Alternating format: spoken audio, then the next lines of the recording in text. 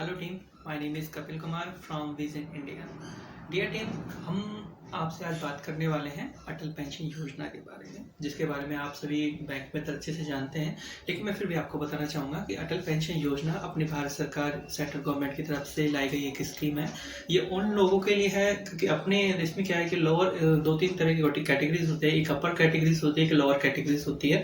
But अपनी भारत सरकार द्वारा ये पेंशन योजना लाई गई है, अटल पेंशन योजना, जिसमें आप लोगों को उन जो आपके गांव में रहने वाले लोग हैं, मजदूरिया वर्ग है, जो भी लो कैटेगरीज में आते हैं, जिनके पास कोई गवर्नमेंट जॉब नहीं है, XYZ, उनके पास प्रॉपर एक इनकम बेस नहीं है और वो अपना वैसे ही नॉर्मली लाइफ अपना क्रिएट करते हैं, बिताते हैं, तो उनके लिए एक बहुत बेहतरीन स्कीम है। क्योंकि जो अपर लोग कैटेगरी के लोग हैं, उनके पास ऑलरेडी एक अच्छा बेस होता है इनकम का, वो प्रॉपर वो उस काम को करते भी हैं और उनके पास इससे अच्छी स्कीम्स वो अपने लिए परचेज कर सकते हैं। वो अपने हेल्थ के लिए हेल्थ इंश्योरेंस लेते हैं, अपने लाइफ के लिए लाइफ इंश्योरेंस भी लेते हैं, बहुत ही महंगा प्रीमियम देते हैं और उनके सैलरीज में भी उनको काफ़ी कुछ मिलता है और वो अपने कुल मिला के उनके पास एक अच्छा रिटायरमेंट प्लान होता है और उनको इन्वेस्टमेंट के लिए भी उनको कोई प्रॉब्लम नहीं होती है। लेकिन जो अपने भारत में बाकी के जो लो कैटेगरी के लोग हैं, मजदूरी वर्ग हैं, कोई ड्राइवर है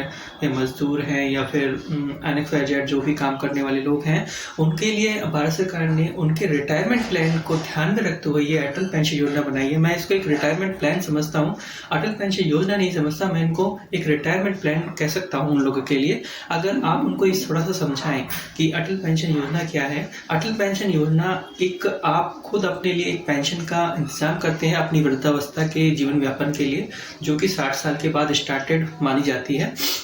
तो इसमें आपको कुछ नहीं करना, आपको आपके जो बैंक है, जैसे बड़ौदा राजस्थान क्षेत्रीय ग्रामीण बैंक है, बैंक ऑफ बड़ौदा है या PNB है, जो भी है, इन बैंकों द्वारा आपको सुविधा प्रदान करने के लिए गांव-गांव में इन लोगों ने आपके लिए बैंक मित्र की सुविधा प्रदान की है, जिसमें आपको उनके ऑफिस पे जाना है एक आधार कार्ड और फोटो लेकर और आपको अटल पेंशन योजना में नामांकन कराना है। अटल पेंशन योजना 18 से 40 साल की उम्र के लिए की जाती है। इसमें आपको मंथली जो है आपको मंथली कुछ पैसा देना पड़ता है और आपको 60 साल के बाद एक पेंशन मिलती है। अगर आप 1000 रुपये वाली पेंशन लेते हैं तो उसके अकॉर्डिंग आपको आपकी एज के हिसाब से उसमें पैसा इन्वेस्ट करना होता है।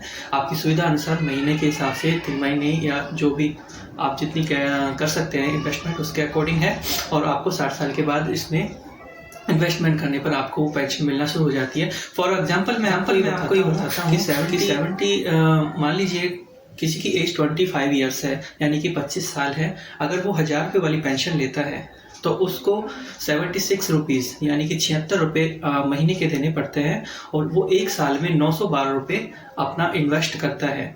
यानी कि उसको 25 साल की उसकी एज है तो 60 साल तक उसको पेमेंट भरना है, तो 35 एज यानी कि 35 साल तक वो 31,920 रुपये 35 साल में, यानी कि 35 साल आप समझ सकते हैं, 35 ईयर्स में वो 31,920 रुपये अपना इन्वेस्ट करता है। उसके बाद 60 साल की एज होने के बाद मान लो वो उसको पेंशन 1000 रुपये मिलना शुरू हो जाती है। 60 साल उसको भरेगा, उसके बाद उसको पेंशन मिलना शुरू हो जाती है। 1000 रुपये उसको महीने की पेंशन मिलना शुरू हो जाती है। अब वो 5 साल तक उस पेंशन को लेता है और किसी भी आकस्मिक कारण से उसकी डेथ हो जाती है तो उसके बाद उसकी वाइफ जो होगी नॉमिनी, उसको वो पेंशन मिलेगी। यानी कि उसके बाद उसकी वाइफ को 1000 रुपये पेंशन मिलना स्टार्ट हो जाएगा। अगर 3 साल तक वो अपनी उसकी जो वाइफ है वो पेंशन लेती है और XYZ उसका भी किसी कारण या आकस्मिक उसकी भी डेथ हो जाती है तो उसके घर वालों को 1,70,000 रुपये मिलेंगे इस स्कीम के अकॉर्डिंग।